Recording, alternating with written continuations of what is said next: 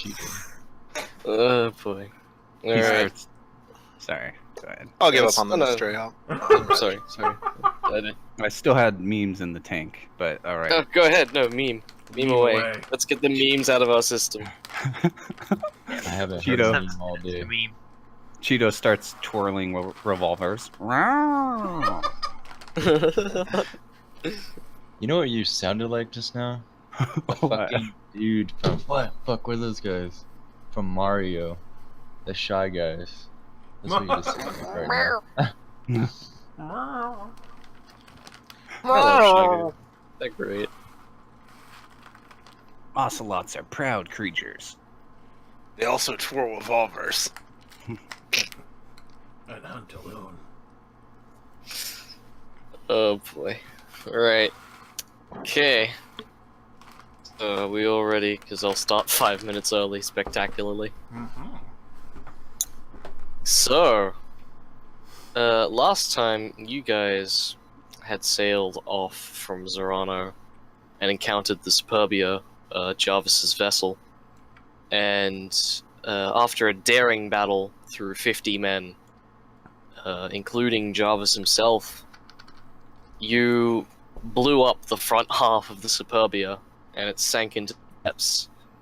But unfortunately, your revenge against Jarvis has not been sated fully. He turns out to be a lich, and you don't know where his phylactery was, if there was any, on the ship.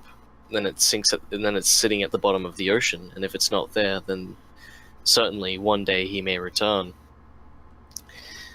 But you returned back to Tonnenberg and practically hailed as heroes by Jeeves and Apothecary Green and everybody else, and returning the deeds back to the people. Rukagul was given a permanent residence at Tonnenberg, and you were allowed to keep 50% of the land for Lake Shalia.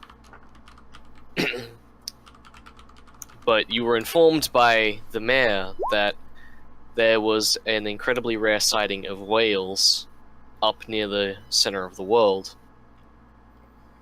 The we is very subjective, so we're collectively ignored.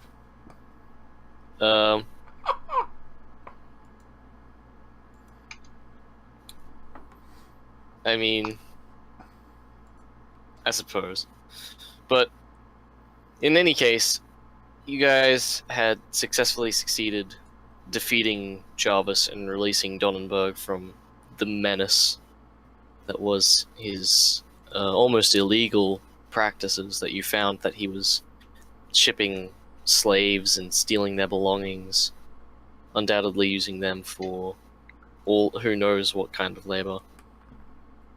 And now you're fulfilling your request to the Orc Chieftain to plant the Dryad near Lake Shalia to restore her mind and body back to her, before returning to Zorano to deliver the Orc Chieftain, so that trade can be renewed up to Fort Kostock. You can get your rewards from Forge Lord Boat Murdered and Black Iron Steelhoof. Can you buy some cement?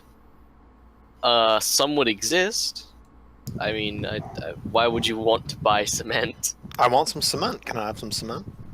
Sure, I guess. How much are you after? Like a bag? 2 bags? I'd say like 3 bags. I'd sell it to you for, I don't know, 15 gold. That's reasonable. Okay, sure. Alright, so just take 15 gold away and you have 3 bags of 20 kilo cement. Excellent.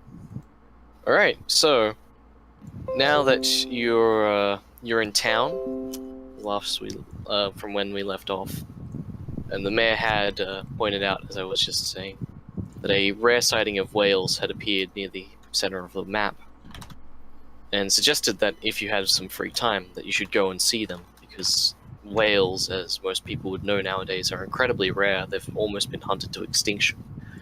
So it might be a good idea to have a peek at them while they're still there. And make some money hunting them, of course. No, I'm just kidding. Sell some furs? Sell some furs. Pashis has wares if you have coin. But as it stands, you're currently in town, and when you guys are ready, you can go and get the Orc Chieftain to bring the Dryad through town into Lake Shalia. I guess we're ready. Like we're doing anything else? Well, purchases and stuff like that, I suppose. I think we did most of that last session. Did you? I have a very poor memory. I recall doing it. How do you remove money from your character on the builder? You have to put a minus amount on. Do you put it into the GP section? Yeah. I think you just, yeah. Each time you click Okay. buy, it actually subtracts it automatically. Well, it's because I'm buying something that isn't listed. Then you just have to Yeah. manually adjust it in the currency section. Now, the most unfortunate thing about your group at the moment is that you're 2 party members short.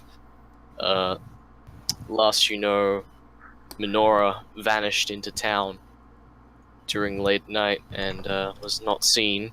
And Rukukul, now being given permanent residence, has decided he's going to sleep for the next several thousand years. So, If by sleep you mean yell at hookers, then yeah, definitely. He's just kind of trapped beneath a coffin at the moment. Sadly. Queek, you accidentally bumped the lid of the coffin while he was resting in it with your cheese wheels. And the lid has shut on him. But you're sure he'll find a way out eventually. yeah. Hey, I'll be fine. He doesn't need to breathe. No, literally, But, he doesn't have to breathe. But Beatrice, as you were wandering through town, you hear some rather jovial music coming from nearby.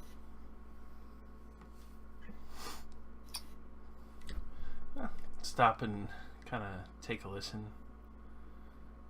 Well, admiring the fine tune.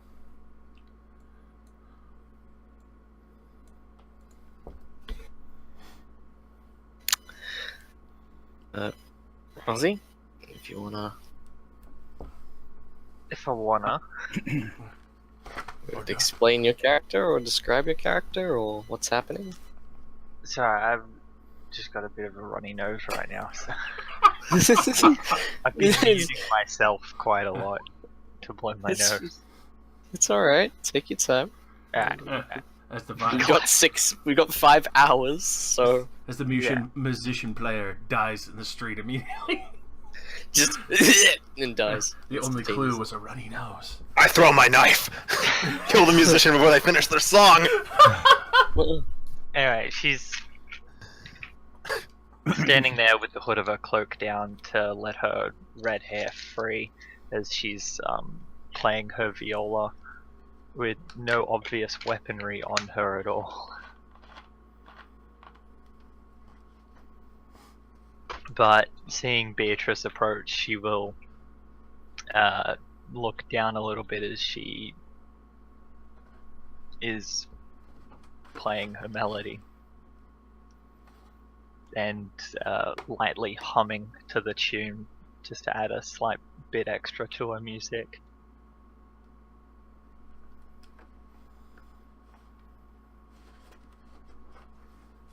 You play beautifully.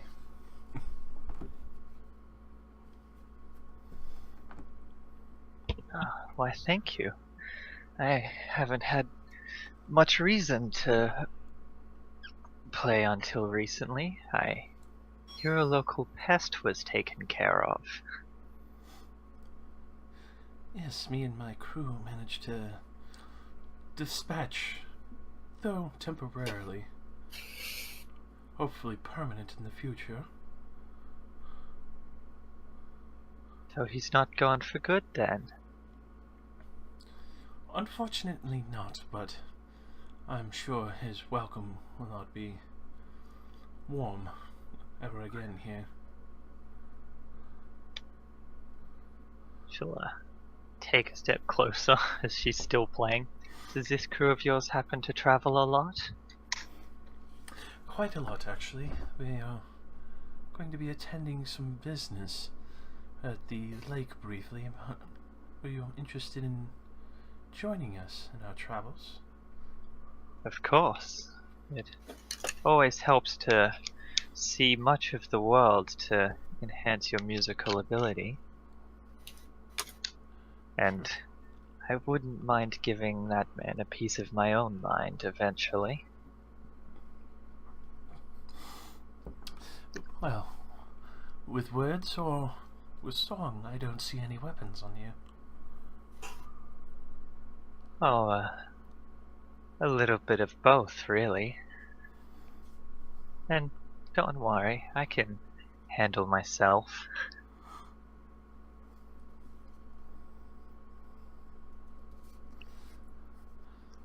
I'll trust you in that for now.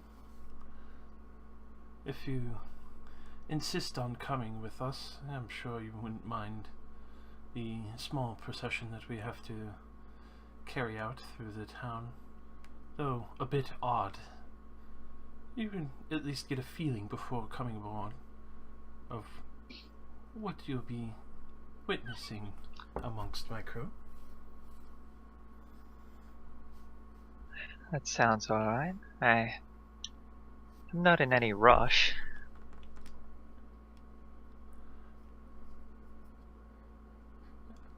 The name is... I don't mind if we don't have to leave just yet.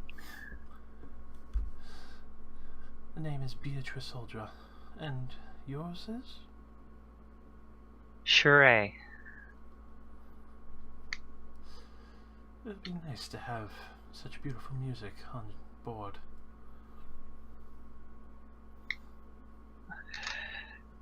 I would hope so. Wouldn't want you telling me not to play my music once we're out at sea. Only at night.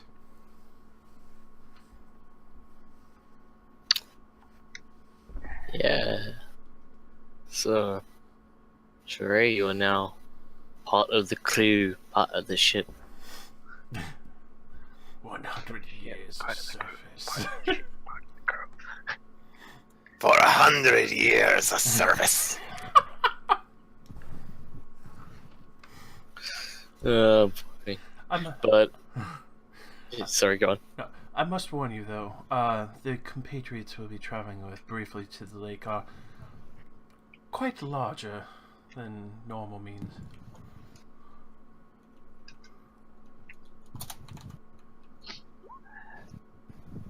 Large boys. I don't have a problem with that. Good.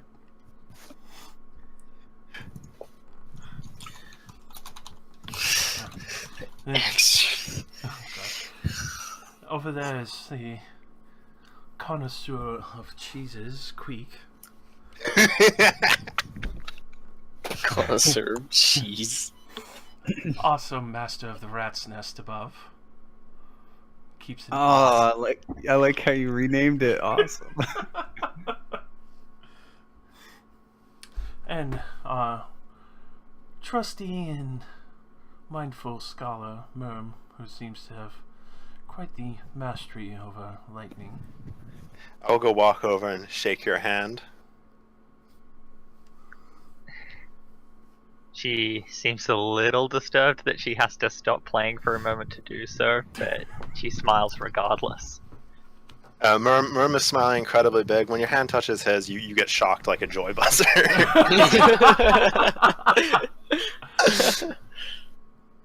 Welcome to the crew. She'll spin the viola, and there's a light click as it springs open into a crossbow. Oh! Oh. I didn't know. It's just a prank.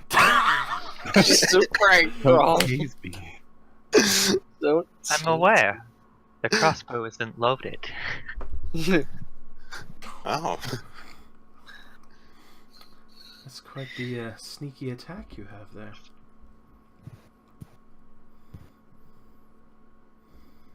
It helps to hide my weapons in towns. Understandable. Especially in so many different ports, you don't know what they consider acceptable.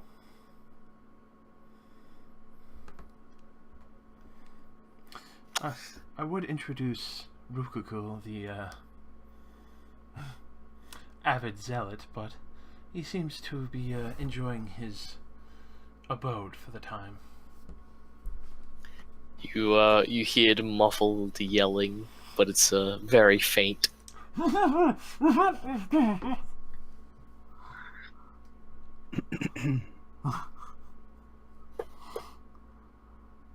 Rosie, what's your race?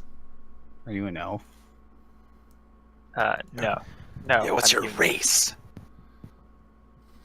This is the race wars boat. Oh shit. Is that why you're... Or at least I look What? human. I am an Aryan dragonborn. Oh, no. Jesus fucking Christ. Oh boy. Anyway. Well, sure, now that you've been introduced to the party. Beatrice, you would know that there's probably a slightly impatient orc waiting on the deck. Yeah. Should go retrieve him before he gets a little too much more jumpy. I'll retrieve Xerxes and the other patron that we need to return to the lake.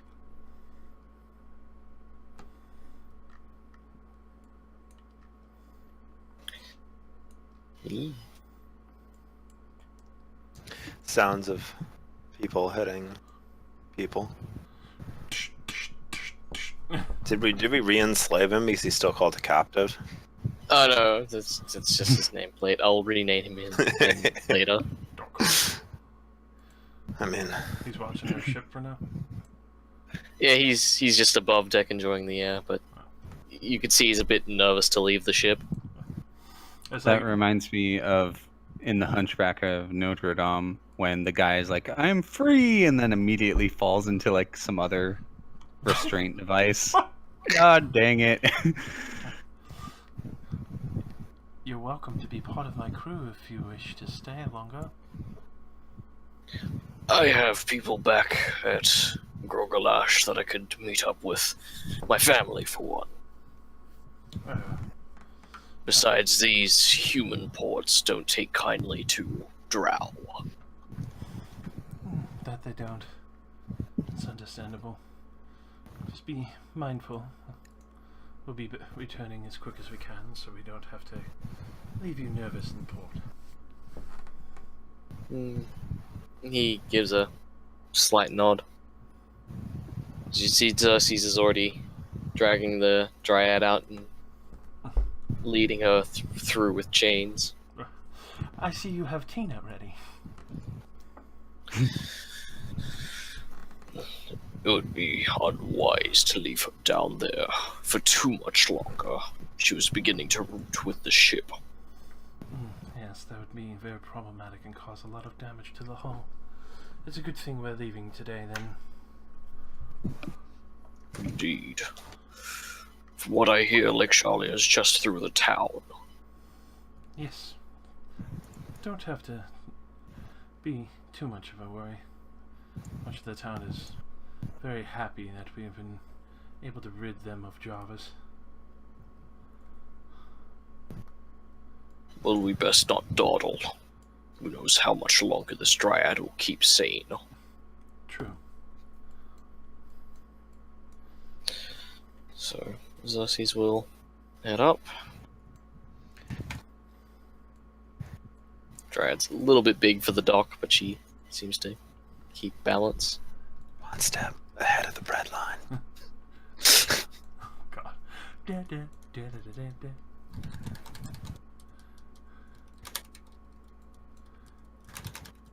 So, Oh God. whoa. Going Typing. into a singularity.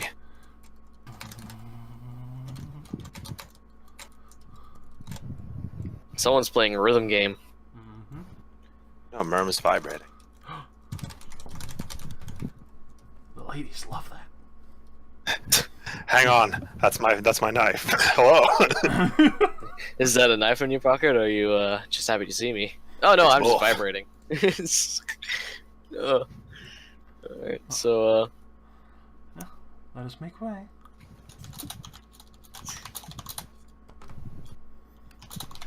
So, if you guys could move southward. Da da da da da da da da Da. da da da da da da da da da da da da. The pathway's over here, but I mean, He I can said make sure. southwards. It's fine. It's fine. You can head whatever direction you really want to. Hey, Blacksmith Krila. Yeah, she's Hey, she's baby. busy. She's back working Forge after you rescued her from Jarvis. Alright, so just gather you guys up here. So as you head south, you get a few odd looks from the nearby townspeople. But you know, I do eventually a you wave break- as I go by. but eventually you reach the edges of town as brick The turns Brazilian into flag. flag. Oh, God. As you eventually move away from the bricks and mortar of the town, and you eventually reach a grassy clearing with the only source of fresh water for a very, very long while. You have reached Lake Shalia and its resplendent, singular dot beauty. Oh, for fuck's sake. The chieftain will look around. This is it. I thought it would be a little bit brighter, have trees. It would seem that everywhere seems a little more hard-pressed. Then again, it's still better than most lands. I suppose with the Dryad here, this place will become beautiful within barely a year.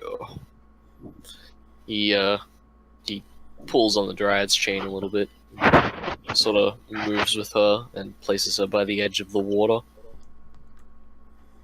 Well, we can only see that in time she'll be safe here. As he frees her of the binds, she'll eventually sort of implant her roots near the bed of the water. And you don't notice much change at first, but you definitely see some grass beginning to sprout up along the edges of the water. She still seems a little dazed and confused. Well, you fulfilled your end of the bargain. I suppose I should refill mine. Take me back to my lands in Zarano, and we will begin the trade deals. Be more than happy to. Can make a nice stop visit so we can see the whales on the way if they're still there. Of course. He'll begin walking back. The Dryad suddenly, she seems to quiver unexpectedly, as if she was disturbed by some sort of presence in the Force. But she soon just seems to glance over the party. Grave danger, she mumbles.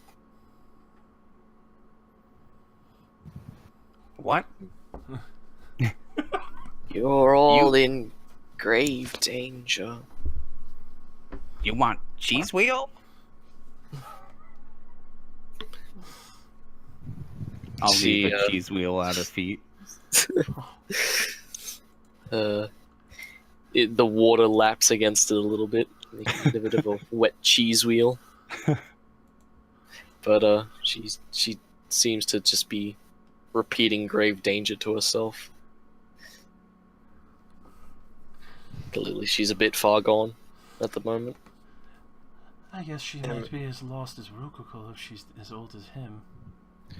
Well, I mean, if she has to eat from the ground, she hasn't been able to root anywhere for a while. She's probably really hungry. That's true. Man, it'd suck if you were just goddamn immortal, just placed without it, but you still needed to eat. The hunger pains would be so fucking real. As you guys walk back into town, the sun is just overhead, so it's about midday. Everyone in town seems to be carrying on as per normal. You hear a bell ring out from the top corner, and you see a flock of school children leave the classroom and run out into the main area. Mom, do you still have that coated paper on you? I heard the... Yes. I've heard the scholar at the school might be able to help us decode it, and as well as what we've recently acquired from Jarvis. I have this nice new bag. Here you go. Thank you. Oh yeah, you bought a bag of holding, didn't you? Mm-hmm. It's quite Yeah, okay. a fancy little item. I have to think of Yes. getting one. It's the right place to hold my cement. You bought cement? Yes. Yes. that's all. I'm not going to really think too hard on that. You seem to have made use from the ball bearings. I didn't use any ball bearings yet. That's true. Then Now I'm just starting to think you just buy really weird shit. Worm does have tiny dolls of himself. Oh god. the Fae dolls. Oh, that's right. Those were actually useful though. Yeah. What was that noise? Buys weird shit and a little bit of narcissistic, but actually useful items in reality. Narcissism is our strength. Oh no. That's what happens. You're a white Aryan dragon. Mm-hmm. Oh my god. I'm the master race of this ocean. No!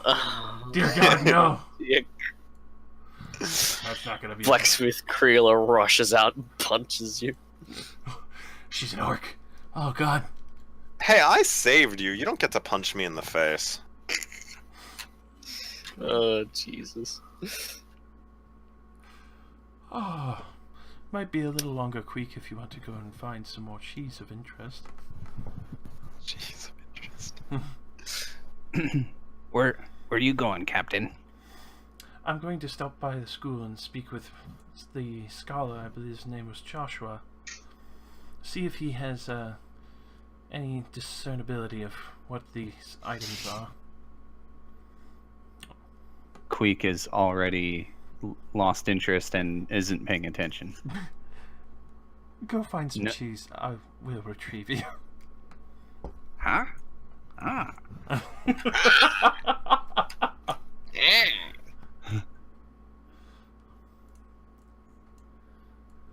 Apothecary Green will hand you a fresh cheese wheel on the house Queek.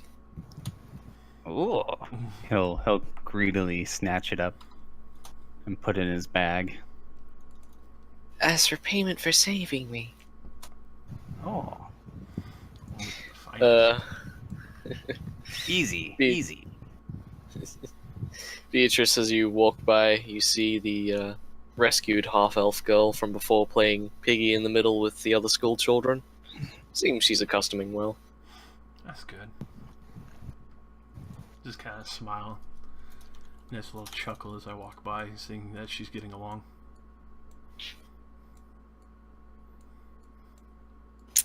Meanwhile, Mum and Sheree are having the stare down of the century, brother.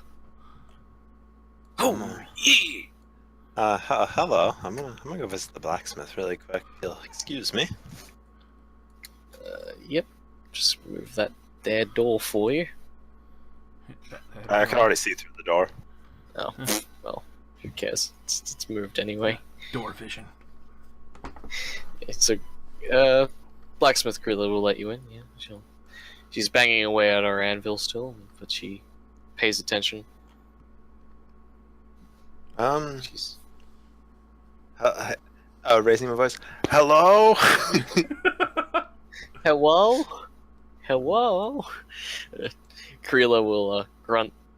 Oh, it's you. Didn't hear you come in. Well, fine. Thanks for saving me and everything. What can I do for you? I was wondering if you sold hollowed out cannonballs. Hollowed out cannonballs? I mean, suppose I could. Usually we have to make them out of solid iron, but making a cannonball empty isn't that hard a problem. Yes, I have some experiments I wanted to try with ammo. Of course. Give me about an hour and I'll whip up a set for you. Since you rescued me and everything, I'll do it for free, seeing as it's not going to cost me that much in material. Thank you. It's not a problem.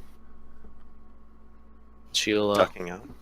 yeah, she'll grab what seems to be a cannonball cast and is already filling it with molten iron. Well, only takes her an hour. She's a natural. Beatrice, you approach the school and the door is unlocked already. If you're heading inside. Step inside and knock. Hello. Is Joshua in? The door swings open by itself, and as you enter, you see Mayor Whitebridge and the other captive you rescued talking with a grey-haired gentleman. You see he opened the door just by waving his hand. Oh. Pardon me, I didn't mean to interrupt anything. That's quite all right, Beatrice. We were just finishing some discussions. The mayor seems a little impatient. Joshua doesn't seem to have a smile on his face as of yet, but the captive seems to be quite pleased. We were just indoctrinating our new teacher at the school. She needed work, and Joshua needs an able hand to help him. I'm glad everyone's been able to find a good use. Joshua will tut quietly. He doesn't seem to want to talk quite yet. The mayor will clear her throat. I have some other business to attend to with Jarvis. He says, that Jarvis left behind, rather. So, I'll be in my office if you need me. And she'll walk out, but, you're now left there with, one of the captors. Joshua just points to the side near a bookcase of the back corner, and Leah will scurry off and begin sorting. Well, now, that's business seems to be settled with. You're Beatrice, then. He adjusts his coat a little bit. He's wearing a very, very regal cloth silk coat, almost. Also, you want to go buy some sawdust flour? You could do that from Apothecary Green. Mm-hmm. You're collecting an odd set of ingredients. I think Josh might have already found out what I'm doing. I already know. I love it. But, yeah. Yes. I know it seems a bit odd, but from Jarvis and the other captain. Rockcut. Yes. I was having a brain fart there. Thank you. Yeah. We found some interesting coded items. I was hoping you'd be able to discern what they are, if it's not a trouble. Of course, every single magical object is not that much of a curiosity to me. He'll take it off he'll like keep his palm open and sort of gesture you for you to give it to him. I'll take Though that. do hurry, the children need their regular teachings of the day. Of course. Can't have them running around unable to write or read. It'd be very uncouth. And I'll take out the scroll in the coded book. From memory, the one you got from Jarvis was The scroll, I believe. Sure. Yeah, which was explaining how all of the magic worked. Mm-hmm. And the other one was the the encoded, the recipe that you got from Rockgut. Yeah. He puts on some half-rimmed spectacles and rubs his forehead a little bit as he reads. Honestly, I'm very surprised that these people were even able to cast magic, let alone write magic. This is the most inadequate way I've ever seen of casting spells like this. He tuts again. Honestly, people nowadays, wanting to be liches and then writing up great fancy spells for it, when in reality all it costs is 100,000 gold. Really, some people cannot be asked to write a good story nowadays. He sighs and flips through the document a little bit. Well, I can definitely tell you this is someone's plan of becoming a completely immortal lich without even the need of a phylactery. I hope you interrupted the spell before it was fully cast. I would imagine I did, considering the ritual was overloaded and sank the other prospective ship. I'd say that'd do it. Not the most efficient means of solving a problem like that, but commendable nonetheless. I suspect that you'll be meeting this fellow again soon, but he'll still have his phylactery, and no doubt he'll attempt to perform this again, but as long as this is in your care, I have a feeling he won't be able to cast it anytime soon. That's very reassuring to know. As far as you know, if you do see symbols like this again, in anywhere in your travels, or perhaps if you meet whoever cast the spell in the first place, all you need to do is find some chalk, eternal chalk if you would, and all you would need to do is draw the counter ritual at the bottom page just here, and he taps a diagram. With that, it should successfully deactivate all of the sigils that he would have drawn on the ground, and he would have needed to wait another week to perform the spell again. Which I suppose is just delaying the inevitable until you find his phylactery. It's still a good way to be a thorn in his side, nonetheless. Indubitably. And he'll pass the scroll back, and now he'll look at the recipe. And he pauses. You see a bit of concern on his face as he looks back up at you and then looks back down at the paper. And, he leans against one of the desks for a moment. He seems very troubled. Something perturbing you? This is not a recipe. This is something that I know very well about. Care to enlighten me? He's almost scrunching the paper. You can tell this man is usually very gentle with most text, but you can see his hand is almost barely crushing the recipe. This document belonged to an ill-fated voyage, one that my father was on. The captain of the time was the man you probably sailed under before he inevitably died, Captain Longben. Mm-hmm. With first mate, Captain Whitesteel, Rotgut, and Mayor Whitebridge herself. This is not a recipe, my dear, and he places it on the table. This is actually an incantation and an alchemical formulae that my father devised as a means of protecting yourself from the fog at God's navel. He'll produce a pipe from his coat pocket and light it as he begins smoking. He's clearly a little twitchy now. So I take it the journey was not successful and by any means. As far as I know, 2 crew died and 1 crew became completely estranged. As far as you know, you met Captain Longben, and he lost his leg during that voyage, but he was the luckiest of the lot. Rotgut and my father unfortunately perished, and Mayor Whitebridge went from being human to what you see of her now. I see. God's navel has always carried some big suspicions to it, and my father, being a man of reason and science, wanted to discover what the biggest mystery of all was at the center of the world, and perished for it. This recipe, my dear, should never be repeated, and honestly, it is a blemish on mankind. And if you were any sense of wise, you would avoid that place at all costs. I'll definitely take your words of wisdom into consideration, then. But there is something to be said about God's navel. He quietly strolls over and pulls out a rather large-looking document, and he puts it on the table, and he taps it a little bit, bringing you to the map. You would see that in the middle of the world, there's a whirlpool called God's Navel. Now, 20-odd years ago, when my father and the rest of the crew were sailing out, it was only this big. You can see the problems, though, is that it's getting bigger.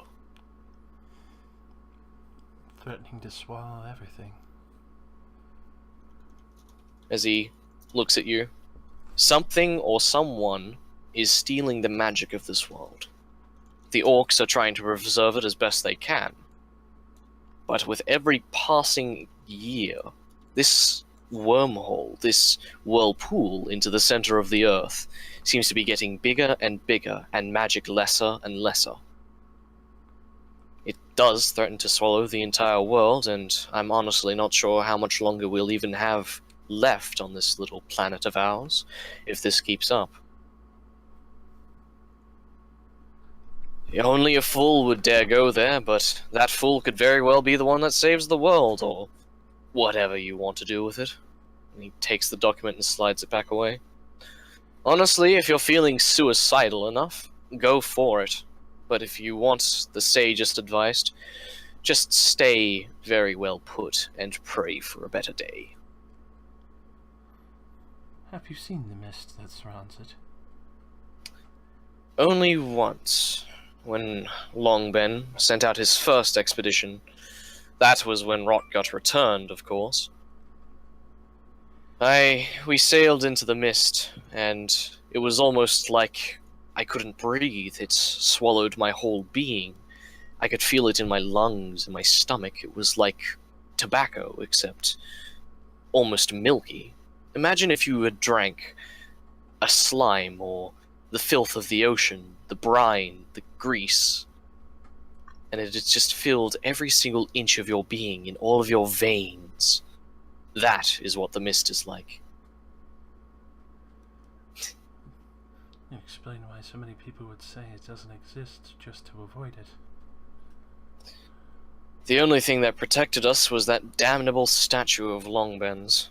That thing forged some who knows how long ago and carried with him like some sort of trinket. It has immense magical properties, and I've been dying to prove that it's true. But he never let me on any other voyages when we tried to go to the center and encountered Rotgut. We lost almost all of our crew, and we barely got out on the Maraviglia alive. Ever since then, I've just taken residence here, teaching children, and teaching them how to not be afraid of ghosts, though the ghosts often come back to haunt. Well, it's a good thing we've killed one of them already. Indeed. I can only hope that Rotgut remains buried for his own sake. Though knowing him, I feel that you'll see him again soon. Just like Jarvis, I think he has his own plans in mind. It would be rather humorous seeing how my friend carries his skull on his shoulder. The skull chuckles softly. Well, dear girl, I'll give you a transcribed version of the ritual circle and also the recipe if you're so daring to try and go to the center. But I'd suggest keeping away, far away, until you're really prepared. As he produces a document and begins writing down a list of ingredients that you will need to create the alchemical formula. And he will also transcribe down the pattern you will need to paint on the ground to cancel out the triple circles that you had seen before on the Superbia and hand them over.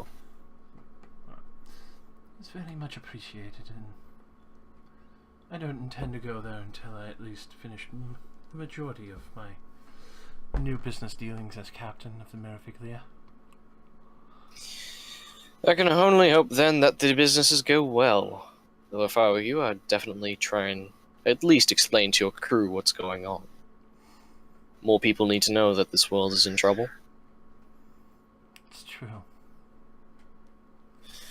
Though I suppose with people fighting their petty wars, that'll never be the case. And he suddenly turns and looks over at Leah, who just dropped a book. Do be careful, Leah. Those things are probably worth more than this school.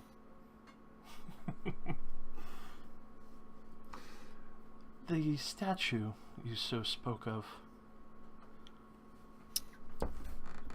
What about it? It's a statue of the goddess Kimiharo. Some even say that if you carry it long enough, you'll even see her, for what nonsense that is. Has there ever been rumors of people hearing anything when it's in their possession? Joshua pauses for a moment. Well, there's always rumors of magical artifacts playing tricks on the mind. It's only natural to expect that perhaps the power within the statue itself is simply trying to reach out to you in some way or another. But whenever it was in Longben's possession, he seemed alright. He seemed the pleasant man he always was. It's a shame how he died, really. I wish I could have given him a proper burial, but seeing as he's all the way over at Rotgut's personal abode, I don't think I'll be making any visits anytime soon until the pirate threat and the war is dealt with. Indeed. It's unfortunate that it was down in the caverns below the waterline. A fitting end for a fitting man, though, after causing so much mischief in his life. I suppose it's only natural that he die near the hands of his best friend and worst enemy. I thank you for your time. I'm sure my crew's anxious to set sail to finish some of our bargains that we are going to reap the reward of soon. Absolutely. Do take care now. As Leah almost fumbles with another book, Joshua sighs. Leah, I told you before, hold it from the spine. As you leave, you can see the school children are still playing about. Careful, you hurt the edges of your JPEGs. Oh. How dare you! My hand! Oh no. I'm a PNG file. How much is flour? Oh god. Flour would probably be a gold a bag. And then I'll buy 5 bags. Alright. That at a 25%, that at a 20% discount, that'll be about 4 gold. Sure.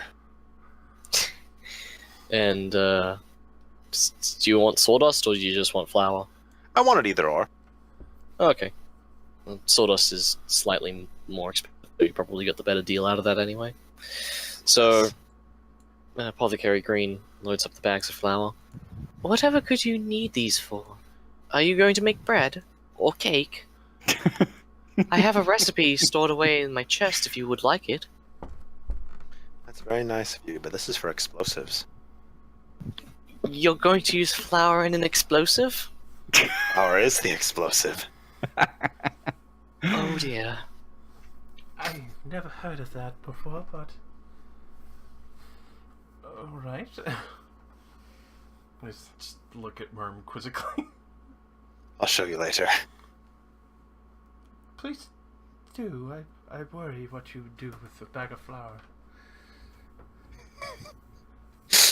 It'd be quite messy. Sure. Oh boy, I have a bad feeling about this. You ever heard of a dust explosion? Oh no.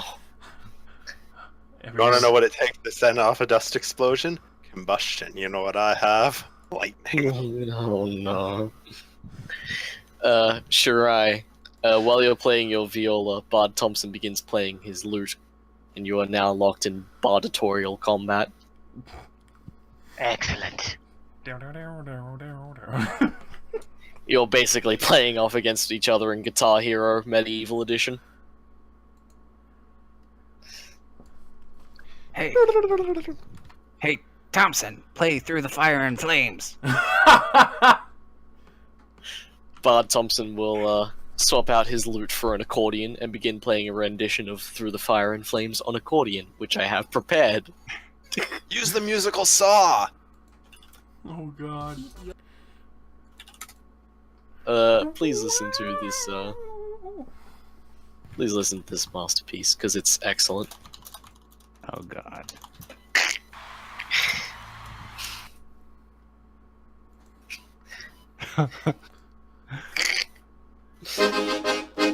Wow. But Oh my god.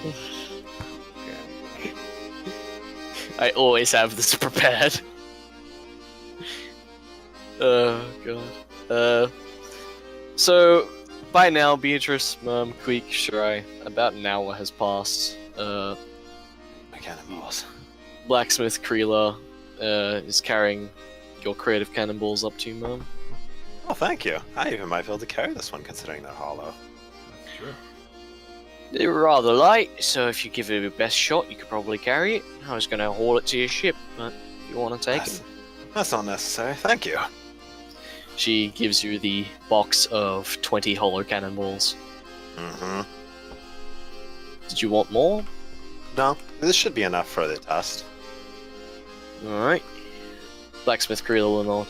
Alright, well, I best get back to it. I've got a bit of an order from the mayor. Apparently I ought to do some repair on some servonauts. Mm-hmm. Thank She'll, you. Shuffle back and quietly give a thumbs up from the thanks.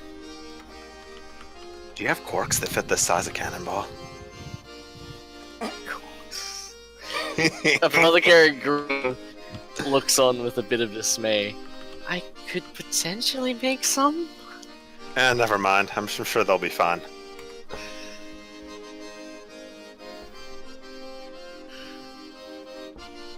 Yep, that'll cost you about... I'd say about 85 gold. Oh, wow. Yeah, nah, in fact, I think that not having them capped would probably work better.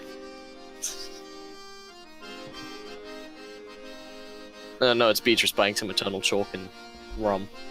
Nice. Ah.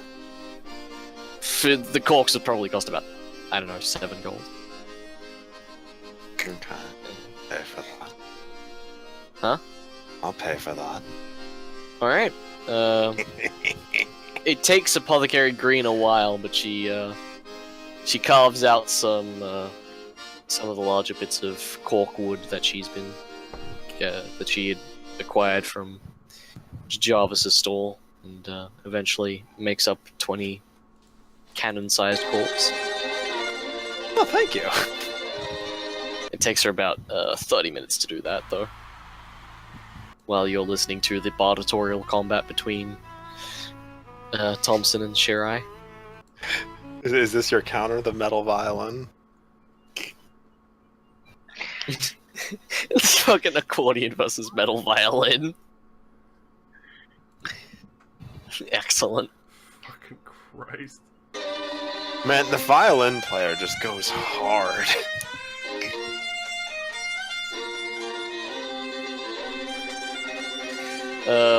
Yeah, by now it's about, the sun's just sitting above midday. Or sitting just below midday, rather. So you've got about 6 or so more hours in the day before it's nighttime. And you have an orc that needs delivering back to his people.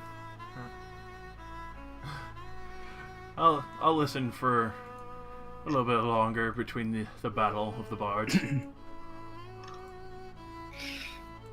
It seems a very close tie. Tie? Oh, tie.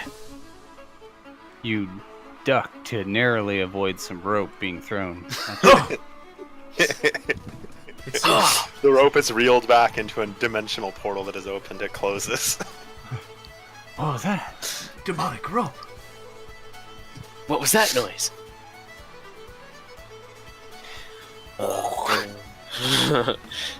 Anyway, at this point, everything seems relatively peaceful. As it should be.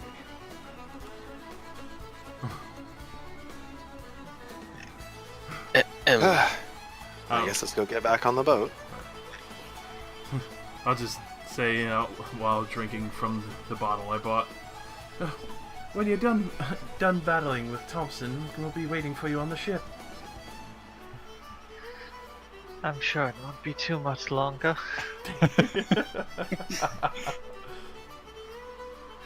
Two of you are avidly battling, and you've even drawn the attention of the school children who flock over.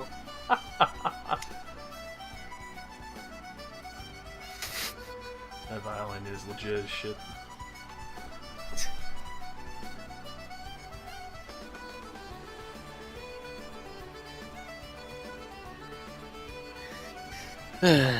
Quick, ma'am, you alright? Yeah. Let's go. Hadouken! Teleport onto the Adventure! boat. Quick, launch yourself onto the boat! Oh, How's Matt? okay.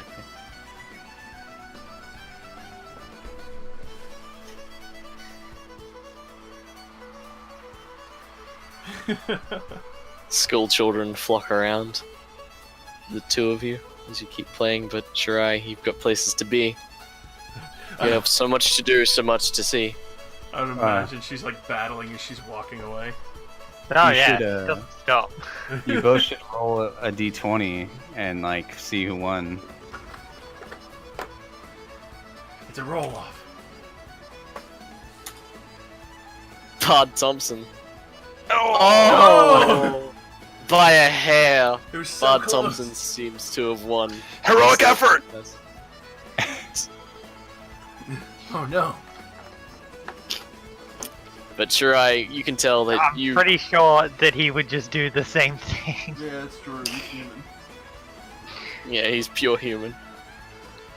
But yeah, you can. It's not like you didn't lose, though. Everyone still applauds you as you walk away. Thompson does give a friendly nod. Actually bringing smiles to these people's faces. You're doing the world some favors, man. Sure, it probably would have worked out better for me if I didn't have to leave. It's true. Yeah. Anyway, I just gotta make sure. Alright. So, as you board the ship, get rid of her. Yeah, everything seems relatively back to normal, so, let me just bring you back on quick, because for some reason you're on the GM layer, for no apparent reason. Yeah, I was just about to ask, where am I? He's in the rat's nest. The rat's nest. Mm. Ah, fuck, Above there's another deck. lump of cheese falling down. Another bad one, Queek? Hmm? No, bad piece of cheese. Not good enough for your sophisticated tastes now. I lost my health bar. I can't find it. Oh, fuck. Fucking real. God Did damn I it. leave it in here? I think this Health is. bar? I think I'm just gonna have to fucking. Health bar? Are you in here? Hang on a moment. 1 second. I'll try and Health fix bar? the problem. Oh, Did I leave my health bar on deck? oh. Hello? Hello? You didn't even have a health bar in the town. God damn it. Hello? Hang on, I think I'll try and copy you from the Superbia. Fucking... Health bar? What color is your bar? It was red, I think. No, I've died. Oh, I'm back. Oh, Oh, thank God, my health bar's back. quick, tell Yeah, me, they- what was it like on the other side? It was very white. There's a lot of people that looked like me too. Oh, oh God. The chosen land. Oh, no. Oh, no.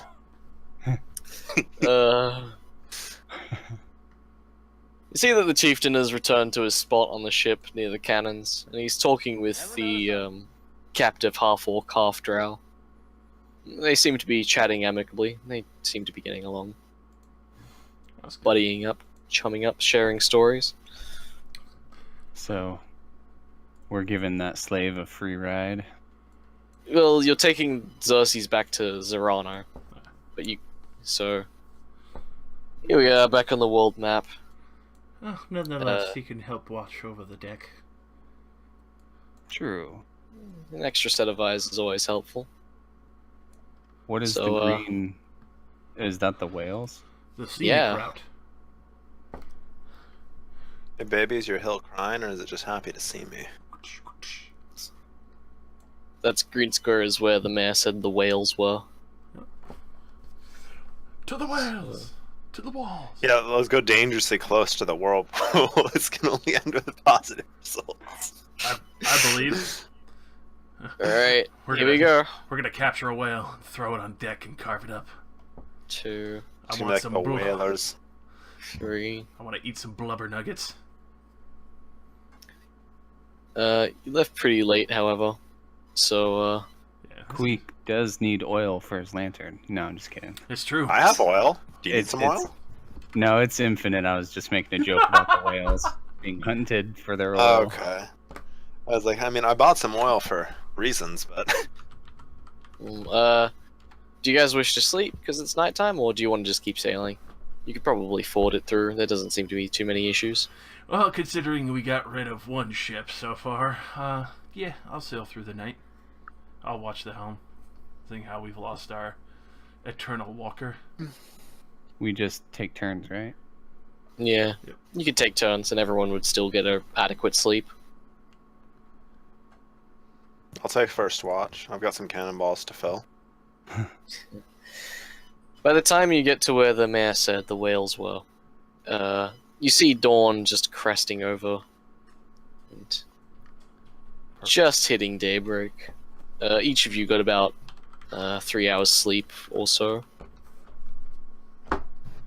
during watches, unless 2 people took watch, and at that point you'd get about 5 hours each. Yeah, let's see, so is Queek... Oh god, I just saw lightning. Anyway, Yeah, it's me. What? Oh, Merv, god damn it, you're outside my window fucking tricking me again. Oh boy. Ooh. As you anchor down for the morning, Oh, you hear that? You hear that, boys? Damn. Oh, That was loud. that is some what was beauty. that? That's the thunder after that lightning strike I just saw. Merv, Oh, you're Jesus. powerful, man. Jesus. It sounded like it shook your desk. It did. I just thought I heard a miniature earthquake, and I was like, "Shit, are we being hit again?" Oh boy. No. As dawn crests over the morning seas, it's rather peaceful out here, though. For those of you who have good enough eyesight, you can see the very edge of the center of the world, the mist rolling through. It almost looks like soup. You're unsure or uncertain what lies beyond that point. Mhm. But for certain, it's comforting to see the dawn still rising, even despite the fog. You're not close enough yet to be drawn in by the force of the whirlpool, certainly. But for now, you're resting above ship, waiting to see the whales. Enjoy the rest of my spiced rum as I just kind of look out over towards the wall and stuff.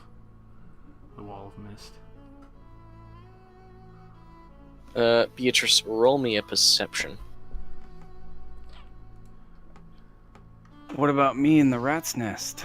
Oh. Are you looking towards the mist? Oh yeah, I'm Oh, definitely... towards the rest too. Like there's anything better to do. Sure, I'll let you look at the mist. It's my job. So, Oh. roll perception. Been hitting Nope, the bottle too nope. hard. Holy Nope. shit. Merm hit the bottle way too hard in the middle of the forehead. Oh, Queek is using a piece of his cheese as a telescope, but it's not Yeah. working out so well. No. You're using like a beer bottle as a telescope, and you're like, it's one of those cloudy bottoms. Why can't I see? For a brief moment, all 3 of you barely catch a glance at this awful black shadow creeping on the horizon before it vanishes back into the mists again. For those of you who saw it, so Mom, Beatrice, Queek, even though you only saw barely a glimpse of it, you feel a chill run down your spine. It's not a good chill either. I think it's getting cold out here. Captain, give me some rum. I'll Warm up. I'll go take out one of the other bottles I have and throw down a rope so I don't break it trying to throw it to you. Quick, good catcher. All right, I'm gonna just try and hurl the bottle up to him. Roll me an acrobatics. I think that would be just a strength check. I mean, Yeah, I guess a strength check would athletics. also work. Yeah, strength check. 12. Heck. For Beatrice more because she's throwing it. Oh my god. I've had way too much to drink already. As you throw it, Queek, you can just barely catch it, but as you catch it, the side of it hits against the crow's nest and shatters slightly. As Beatrice, you're slightly doused in spiced rum and tiny shards of glass. Oh. I threw it too hard, didn't I? Quick just like licks where it impacted, I guess. There's a Blood. tiny sibling of rum on the broken side of the glass, Oh, but not enough to classify a drink. Beatrice, take 1 damage. oh god, yeah, just fucking scratch myself up a little. Shards of glass raining on you. Pick that out of my hair and shit.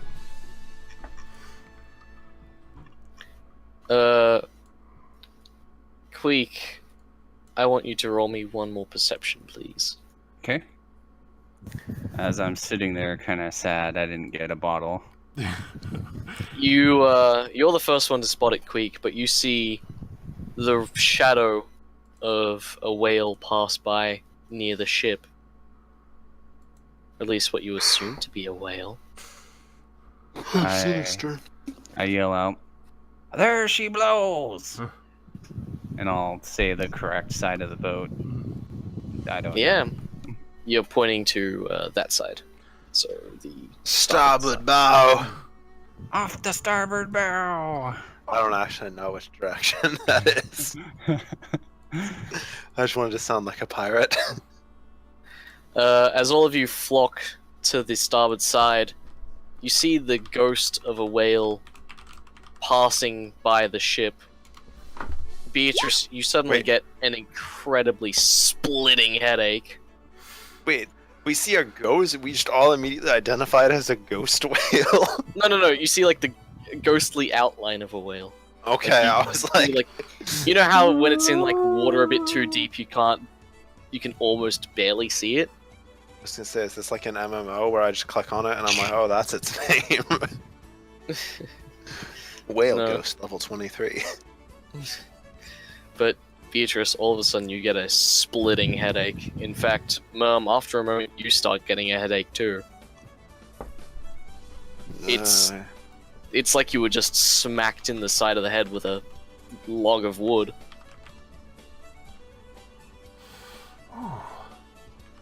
I think I've been is this what happens when you watch whales? After another moment, Shirai, you get a headache as well. This is unbearable.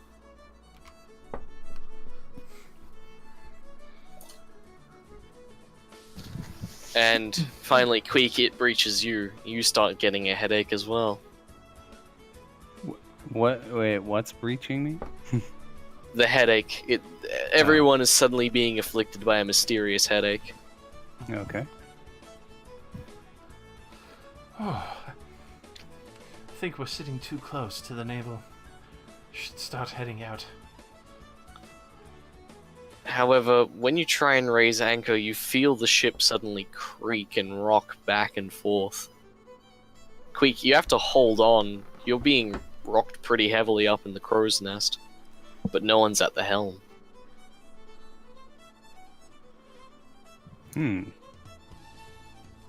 Beatrice, you hear a faint humming coming from below deck. And then Mum, you start hearing it too. It's almost like a faint, low-pitched buzzing noise in the back of your skull.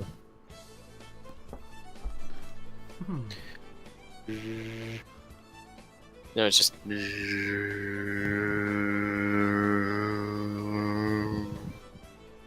Shirai, eventually you begin hearing it as well. Is everybody else's head vibrating? Oh. It's too much. After a moment, bring up the anchor. After you try and move the anchor, you find yourself incapable of doing it. As you try and grab the iron of the anchor's chains, your hands seem to pass right through it, as if you were intangible.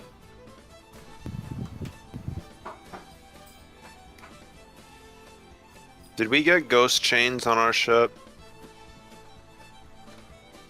Not to my knowledge. Queek, you eventually begin hearing the buzzing noise too. It's coming from below deck. The orc chieftain and the captive seem to be slightly agitated as well. They're on guard as they draw their weapons, as if readying for something. Queek will shout down, "Captain, what do we do?" Ready yourselves! We don't know what this is, but we're not going down without a fight. Queek will You see... jump out of the rat's nest. Yep. You'll climb down. As you get onto the deck, your headache worsens. Ah. It's like you would... Now, at this point, it's gone from slightly annoying to actually painful. It's legitimately causing your head to throb. Sure, I test the theory that it gets worse if you go down deck. Alright, Mum, as you head down deck, this will be versus your will. I'm glad the lower deck of our ship is attacking me now. That versus your will? I don't know, does defender or aggressor win? Aggressor. On a match. Yeah, then that hits. When you get below deck, you're suddenly hit by a blinding light coming from Beatrice's room. It's almost too powerful. You're currently just... It's almost like the whole bottom ship was entirely made of white. You're unsure what's going on down here, but for the present moment, you're currently blinded. So you're taking I'm gonna crawl back up while I'm considering I'm still touching the ladder, I can probably climb. Yeah, you can climb back up, but you're currently going to suffer a -2 to all checks for the next hour or two. Beatrice, what did you leave on in your room? I can't see anything. Leave on? Is it on fire? It's really bright down there. Are you in front of me? I kind of grasp onto his shoulder. I'm right here, Mum. Oh, there's your outline. Oh, Yeah, your Mum, at this point, you're literally just seeing nothing but white. It's like being caught in a blizzard. It's your dream. You see nothing but white. I was a prophet. Oh my lord. Queek, at this point you start feeling really nauseous, like really badly seasick. I think something's going wrong below deck. We should probably cover our eyes and go down there. Yes, might be a monster. Agreed. I'm gonna try and shield my eyes and then head down below deck. I will follow my captain. Alright. I'll follow, but I'll probably be stumbling and barely able to see. Alright. So as you three go below deck, Shirai, are you following? Might as well if everyone's going down. I will keep my eyes closed as well. As All right, everyone is doing. this will be verse all of your wills. So Shirai 20, Beatrice 15, Queek 12, Mum 9. 15 will meet. It doesn't hit me. Queek 12 versus your will. It misses me. 20's pretty obvious. I'm hit. So Beatrice, as you head down, you start hearing almost like a painful screeching in your head, as if this was a terrible idea, that you should not be here, that you should abandon ship and run. Like, this is no longer worth your time. Shirai, as you drop below deck, you're suddenly caught by a blinding flare, but instead of blinding you, you start feeling almost deafened. You can no longer hear anything. It's creepy. It's silence. You can barely hear words, let alone comprehend any of the noises that are going on in your head. Queek, you're immune to it, but the feelings of your headache are getting worse, and the brilliant light coming from the room is making it difficult to see. Mum, you're already blind, so at this point, you're still suffering. Your headache just gets a little bit worse. Kind of feel around, even though I'm still shaky and obviously frightened, because like Beatrice's hand is kind of shivering as she's holding out the sword, and she's gonna just try and shuffle towards her room. Closer you get to the room, the worse everything starts becoming. You almost hear like a high-pitched screeching now the closer you're getting to your room, as if it was a boiling kettle going off. Mum, as you begin to walk, you begin to lose feeling, so it's starting to get harder to find your way around the ship. Do It's we just- do we sense or hear or see any kind of creature, or is Oh still no, ambiguous? this is coming from nothing. This is just coming from nowhere. The ship is all of a sudden just locked dead in its position. And all of this horrible ailment is afflicting you. All you're getting is a sense to abandon ship and flee and run.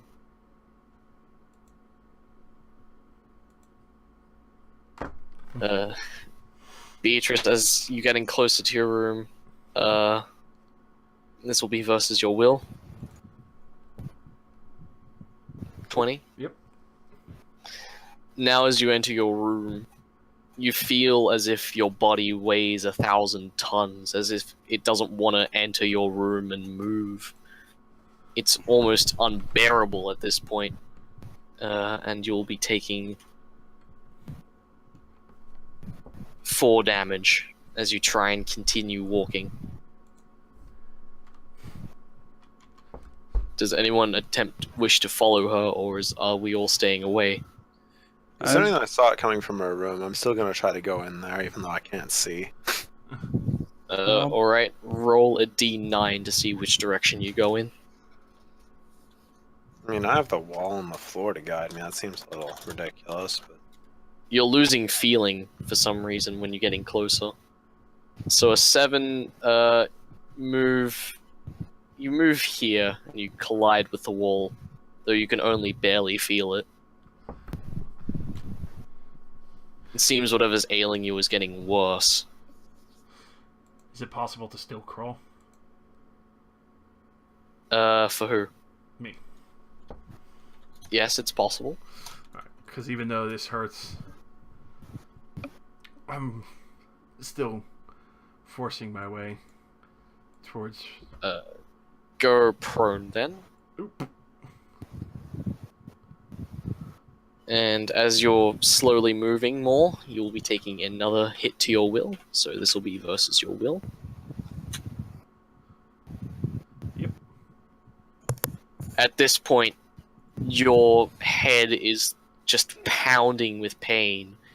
You can almost feel like it's almost like someone is drilling sharp nails into your skull at this point, one after the other.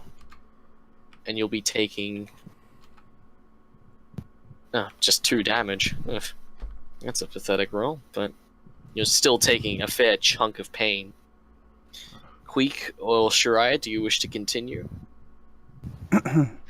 Sure. I'm not gonna get any closer, unless my captain asks me to. Nope, I'm not gonna force you through that. Are there any windows in these rooms? Yes, there are, but you can only see ocean. Alrighty. Shirai, if you What's it want gonna to... do? Make me more deaf? Alright, as you approach the room, this will be versus your will. 17 versus will. Yeah.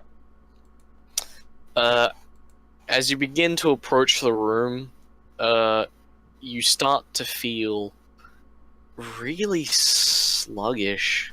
Everything seems to be moving in slow motion, including yourself. Breathing feels weird, and thoughts start dulling as your senses still trick with you, as the deafness only makes you feel more alone. So you are now taking a -2 to all checks.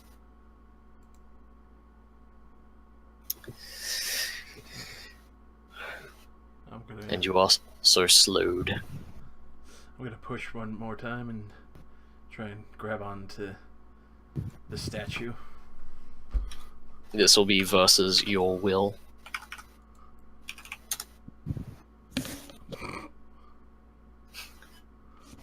At this point, when you touch the statue, you're going to be taking a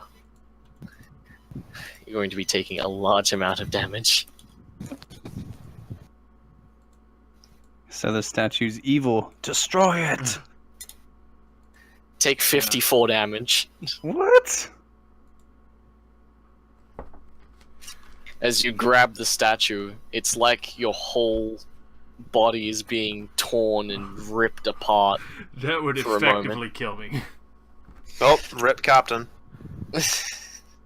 That effectively kills me. Though as you grab it, all of a sudden, the ship stops moving. Shirai, Merm, Queek, Beatrice, you're suddenly cured. You all of a sudden feel at ease, at peace. It's almost too calm. Beatrice, you thought you were dying, but you just barely feel alive as you're holding onto this statue. It seems to be glowing faintly.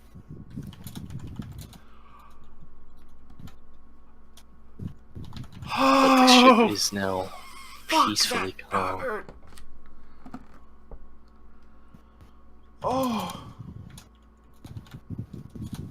So everything's back to normal and we can move and stuff? Oh, fuck. You can, but you're not making any noises. It's almost like the entire ship is muted. I try to yell. Your yelling succeeds. You yell and everything seems to be normal. Do I hear anything? You do. Oh.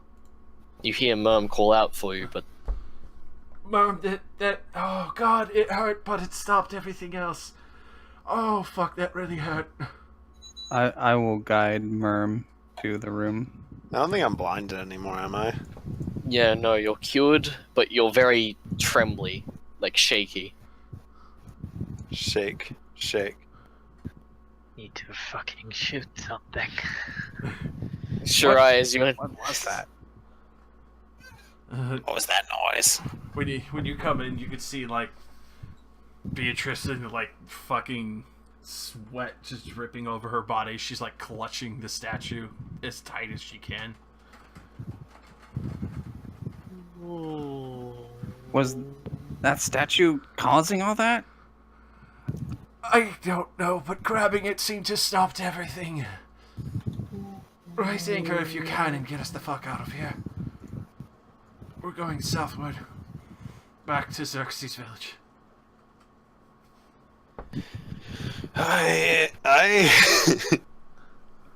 Queek, you would know that the anchor chain is above deck. Yeah, I'll head there and do that. I'm gonna trip and stumble out the door, then just kind of give up. It's just located around here. I just need a minute.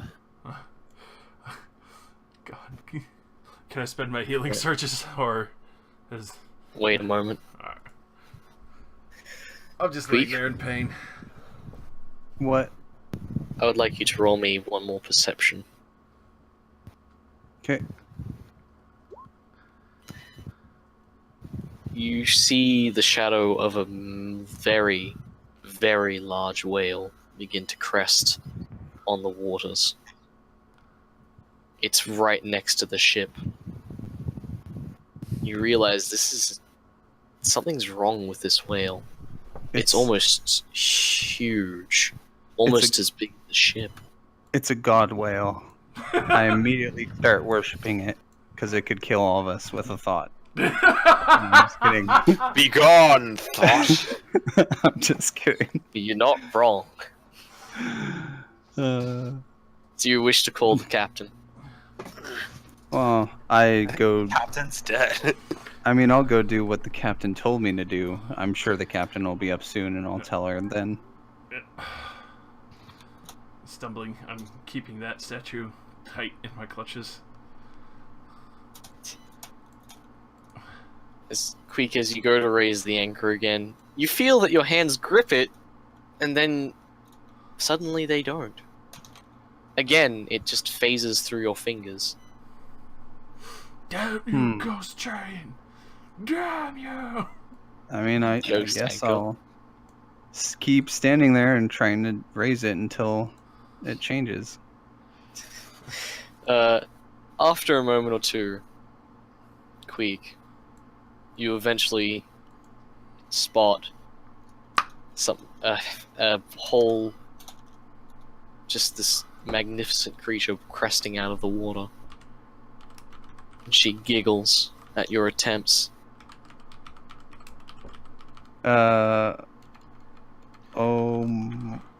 Holy shit, I'm freaking out. That face, though.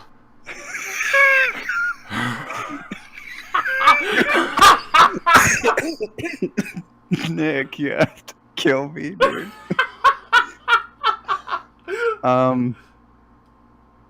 Okay, I immediately freeze. She tries to speak to you, Queek, but it's in some sort of language you can't understand. As she speaks, it's almost like a warm bath washing your ears. Though I suppose to be the equivalent of something warm. So, something I've know never... Yeah, I've never felt that feeling. Warm sewer water lapping in your ears. Yeah, it's comforting in a way you can't describe, but it's almost eldritch and alien. You can't quite understand. The crusty diarrhea waves lapping in your ears. Oh my god. Time to get up, quick. As I can't understand this creature, I will just say, oh, what you want? You want Queek's cheese? You take it all. Queek has nothing. Don't kill Queek. I will slowly take off my backpack full of cheese. Oh, no. She does. Okay, what does she do? She looks and shakes her head quietly. Oh. But God. she tries to speak again, and you still can't understand her. It's comforting, though, but... Your money or your life. Stop! You violate the law. She looks at the anchor chain, and it pulls itself back up on its own. She didn't even need to move a finger or bat an eyelid, it just pulled itself up. But your ship is still locked in place in the ocean. Hmm. In fact, to your keen eye, the ocean is moving, but you are not. Queek will scratch his head and I guess call for some help? Captain!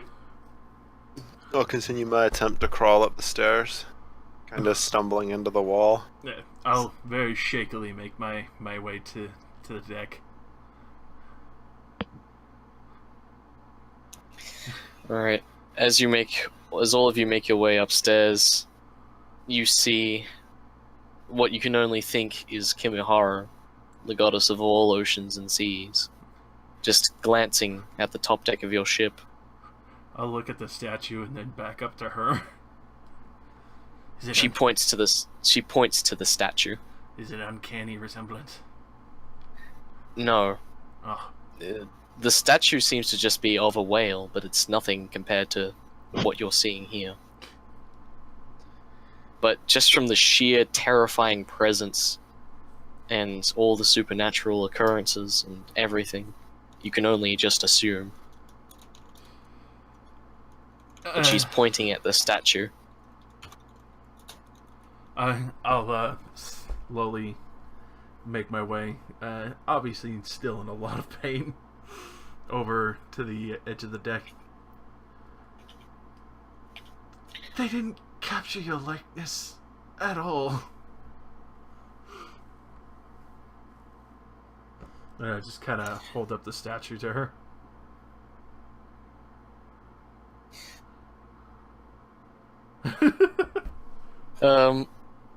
As you place the statue and raise it, as you raise the statue up, she looks at you quizzically, and even though you feel like you're planted your feet really steadily on the deck, you just immediately dragged almost to the edge of the ship without even a second thought. Oh. Don't eat the captain. Oh god. As I fall over again. She gently takes the statue, just with her pinky finger and her thumb. It's barely a speck to her as she looks it over. I'll just lean against the banister and look up at her. She looks at you, Beatrice, and then at the rest of your crew, and she carefully raises a hand, and all of you are suddenly rejuvenated. So, Mum, you are no longer blinded and shaky. Queek, you no longer have a headache. Shirai, you can suddenly hear things again. And Beatrice, you're fully healed, despite the incredible pain you were just in. This seems to be done by complete magic. This was not a problem to her. She doesn't even seem remotely phased. But she's still holding the statue carefully. I thank you. She begins to try and speak to you, but it's in a language you just can't understand.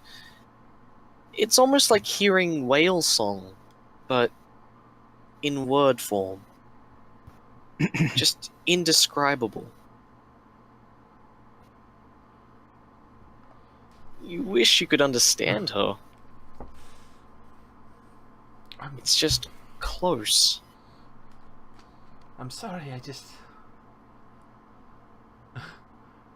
I don't know what you're saying. Do you want some paper? Roll a fat blunt. Allison, she can write, silly. That's a good point. Sorry. She moves a finger, and did you pull paper out, or have you got paper already? Yeah. Well, as you pull out the paper, she moves a finger and she writes some form of language down. It's illegible to you, of course, but it's very beautiful writing. It seems to be some sort of glyph. I was asked her if she speaks common. I mean, I assume she would have tried common by now. Well, we were talking in common. If she doesn't... I mean, she No, speaks- it's just usually whenever someone encounters a creature that doesn't speak the language, they're like, "Do you speak Common?" I'll ask her in Giant. Afternoon, Karen. Yeah. No, but no, I actually do speak Giant. I speak well, dragon. Well, okay. What languages does everyone speak? Queek, I'm assuming you speak Dwarvish or Dwarven. he understands it. He doesn't know why he understands it. Alright. Mum, you know Draconian and Common. Beatrice, you know Common and Giant. Well, between the three of you, Shirai, unless you know other, then Nope. just Common. Mm-hmm. Well, between the three of you, you can piece together just elements here and there of what she's speaking, but it's really archaic and old. Clearly, she's speaking a language that has long since passed.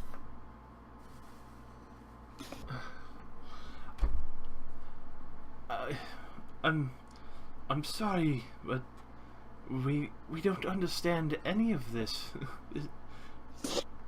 Do you know what we are saying? She nods quietly.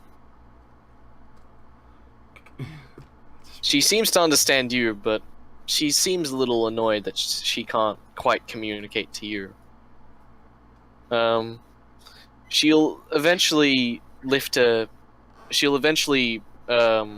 sort of lift a pinky to the statue and touch it gently, and it seems to shift color and shape, almost bending in form and structure. And eventually it resembles a very purplish key, a large purple key that she places back on deck in your care, Beatrice. At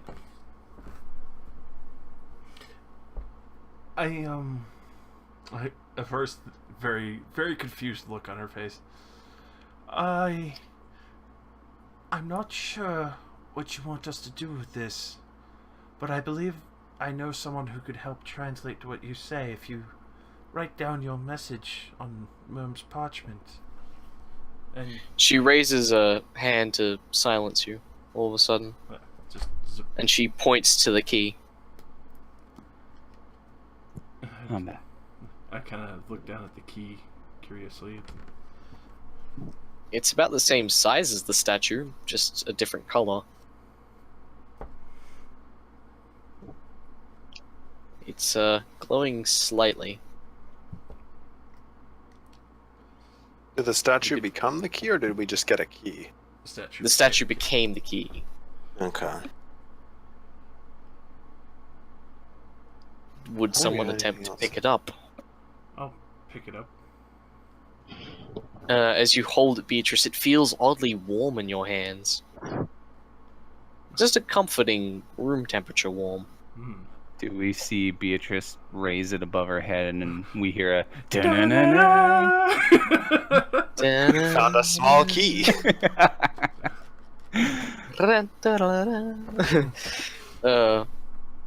as everyone you- put fairies in your bottles. Sorry. No, it's fine. As you hold it, though, Beatrice, you just suddenly feel a part of your mind open. It's hard to describe, but it felt like it was something buried. And now you understand what she wrote on the parchment before. It says greetings. You might want to pass this key around. I'm not sure if it's just me, but here, pass this around, Mom.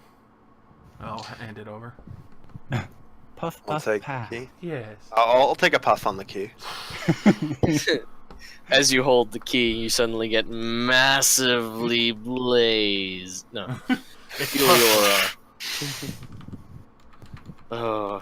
Your mind, you feel opening up to a part that you didn't really have much use for before. You're pretty Making sure it fun was of my only... low end. But, as you hold it, you understand now too. It's almost pretty funny. It was close enough to Draconic, you were just missing a few of the original vowels. Here you go, Quick. And I know what vowels are now. I'll take it. Quick as you hold it, it's funny, it's strange, it's kind of refreshing in a way. It makes you think deep for a moment. As a part of your mind expands. And, you suddenly understand this goddess. Okay. I'll And, hold it out in the direction of Shuri? Hyri, aid me. And his brain grew 3 sizes that day! Oh, My small brain grew 3 sizes that day.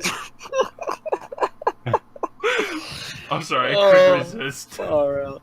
Well, it doesn't matter how big it gets. It's full of holes like Swiss cheese. Oh no! Quick! I'm just kidding. Shirai, as you hold the key, you're suddenly hit with an almost blinding flash of inspiration. It seems to almost overtake your thought processes for a moment as you're playing. But as it settles, you now begin to understand this creature. I should have thought of doing that before, she hums. Greetings and glad tidings unto thee, Maraviglia, for I am Kimiaro, goddess of all oceans and seas. Have you met the shark god? Oh, you mean Fluffy? Yes, he's been growing rather nicely as of recent. Do you wish to see him again? No! Is he your pet? Yes, I've been very growing him since he was scary. an egg. Oh, I don't think he's that bad. He has a bit of an appetite for human flesh, but I think you stated that rather nicely during your fight with Superbia. Oh, glad to be of assistance. Goddess. On the contrary, you would rather be thanking me for the assistance. You don't think those sharks just came out of nowhere, do you? Though I have to apologize for Fluffy's behavior. He got off his leash and, well, you see how he can be. Quite the ravenous appetite.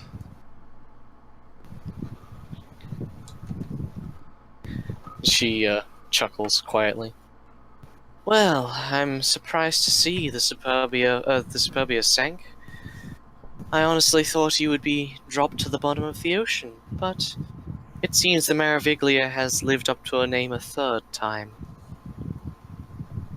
Indeed. And I'm sure you have demonstrated many a time before.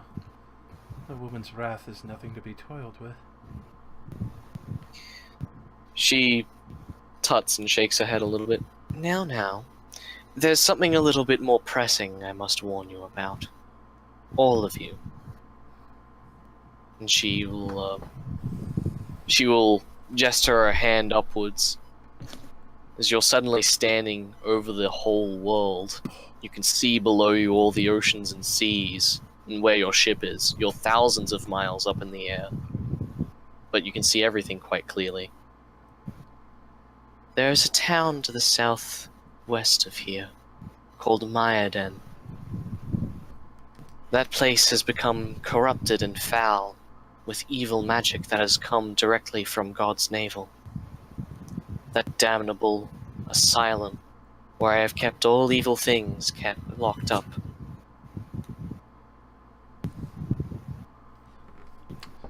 So it is a prison for all the most undesirable.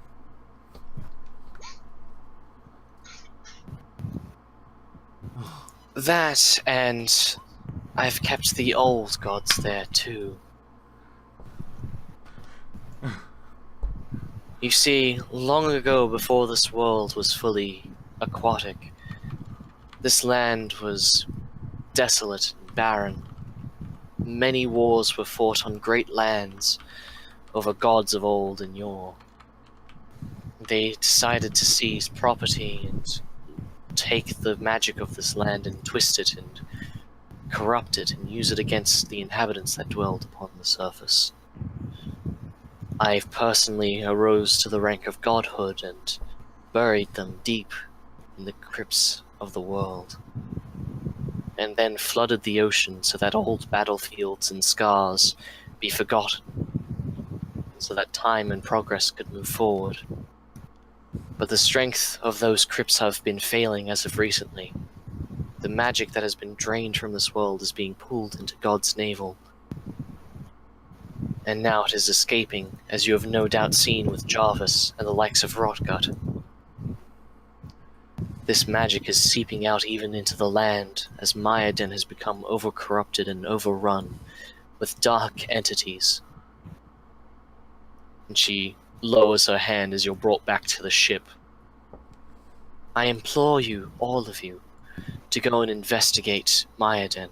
Seek out the source of the corruption and end it before it is too late, before Zorano is overtaken by the darkness. You'll do this for me. Mostly because I could sink you without second thought, but mostly because it's what must be done. Can I ask you a question, Miss God? Call me Kimiharo, but yes. Did you personally flood the entire world, or was that just an accident? I personally flooded some areas, but over the years the ice caps have melted from the progress of steam technology. I can't exactly stop that from flooding the world. That's on your heads. It's just giving me more power, really, but, you know, too much of power is not a good thing. Alright. That's all. Of course. Is there any word you can give us on what might be awaiting us down there? Or It is beyond my reach because it is beyond the touch of the ocean, but I feel its foul presence spreading daily. If anything, it will begin to threaten the waters of rebirth, and at that point, if that is lost, then I can only say it will be a grim future for those who wish to see loved ones again. Understandable. Then I guess for the benefit of all of us, we should deal with it. She looks at the four of you. I could not have picked finer champions for this mission. Though, try be careful with the Maraviglia. She's old. Very old. And she will gesture quietly, and all of a sudden you hear the creaking of wood, as from the depths fashion a coral guideline for you. And not only that, you now gain a rudder made of pure coral. This should speed up your trip significantly. I can only hope you can make it there as quickly as possible. We shall. First, we must return I don't think she's going to want to hear that. Hmm? True. Well. We shall be as expedient as possible, Goddess Kimihara. If thou should ever need me, I will be waiting. And she quietly delves back beneath the ocean. And all of a sudden the ship returns to movement.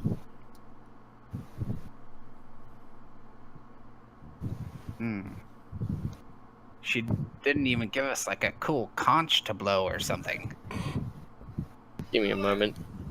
Our conch is cool. She pegs Queek in the head with it. What?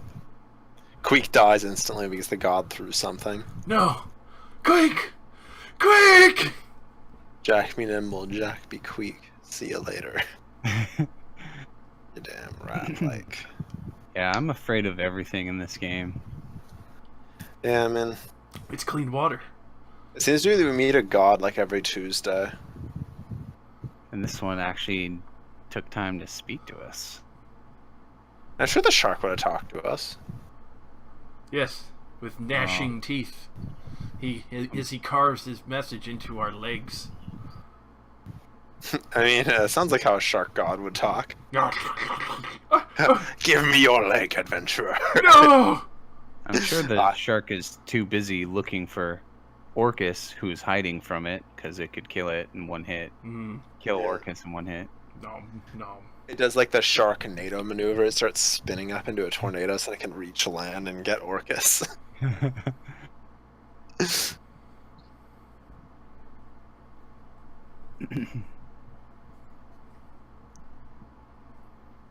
Still very confused as to why we all got flashbanged and our captain took 54 damage. I mean, I feel like she could have just come out of the water and had a discussion with us. Had to pull us into the astral plane. Apparently the astral plane also involves being flashbanged. Yeah, I mean, come on, which kind of flashing would you prefer? I mean, that's what I'm gonna do in Ken's game. Is once I get plane shift, I'm gonna use plane shift aggressively. Oh no. Plane shift, plane of negative energy. See a scrub. Unless they got plane shift as well, they ain't coming back. Not like this. Not like this. Elemental plane of Cool Ranch. No. See you in hell. No. At least give me some fucking carrot sticks or something. Fuck. Maybe a cucumber? I'll take anything. Cauliflower? Please!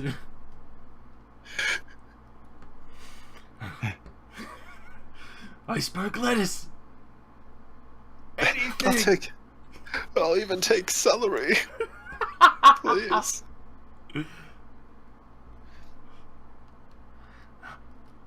Now, as you enter the realm of vegetables afterwards, they see you covered in the blood of ranchers. Ranchers.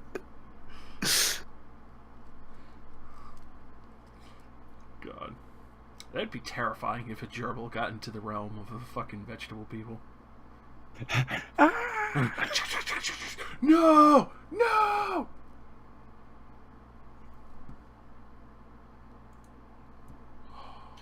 I'm getting kind of annoyed that all we seem to meet are gods. Like, I mean, these people treat the gods like a myth, and yet we meet one every couple hours. We're like, oh, hey, God, how are you doing? Mm-hmm. I'm doing pretty good.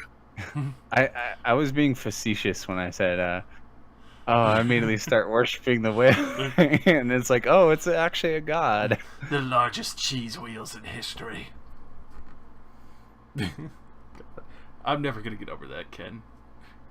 Fucking cheese wheels, man.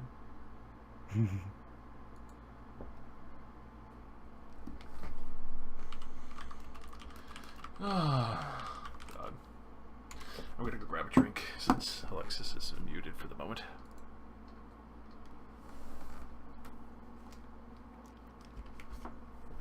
This semester, my schedule is so fucking weird. It's the final one, though, so I'll deal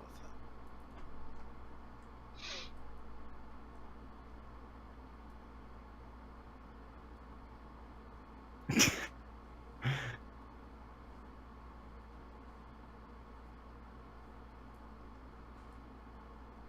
Snake?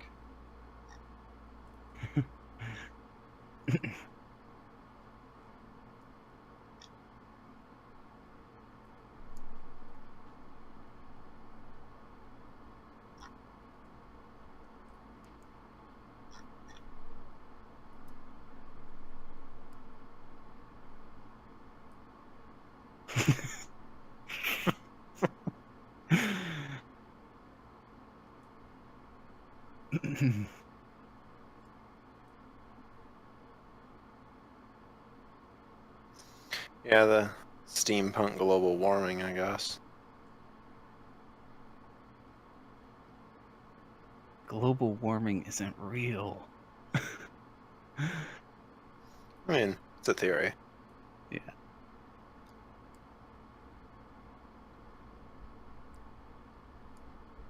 I personally think humans are probably doing something to the environment, considering how much shit we're throwing out into the atmosphere, but I don't think it's that bad.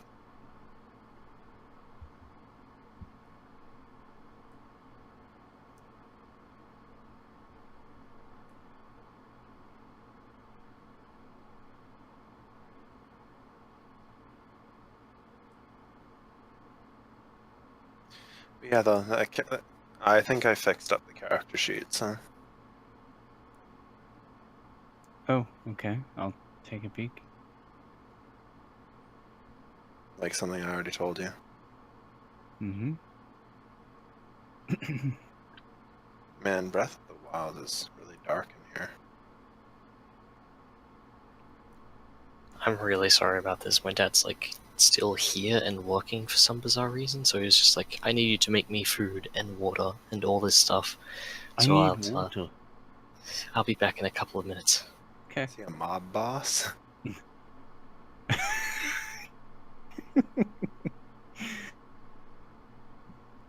Forget about it. Hey, I need some water. Can I get some service over here?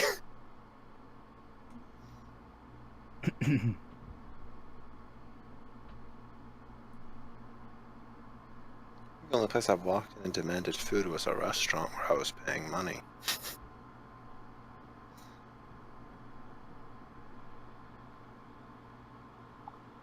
Ironic, isn't it? He could save others from death, but not himself. Flashbang!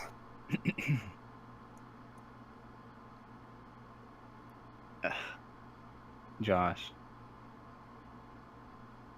Yes! Oh, he's gone. Never mind.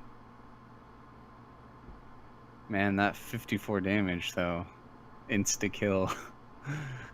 I was about to say, like, I expected it to happen at one point with the overdone damage rolls. Oh, I just die. Oh, well, our captain's dead. We devolve with no leadership and end up killing each other, obviously. Yeah. Which one of us tastes the best, though? Definitely not Queek. I don't know, I'm dragon, I'm probably like extra rare. Super rare. I haven't seen any other dragonborns yet. Could be. It could be you're the one of the last of the Fire Nation. Lightning Nation, excuse me. Well, I mean, Lightning was still part of the Fire Nation. Yeah, but it was it was the meme art.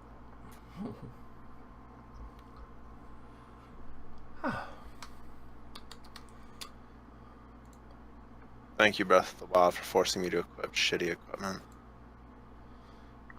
You're welcome, buddy.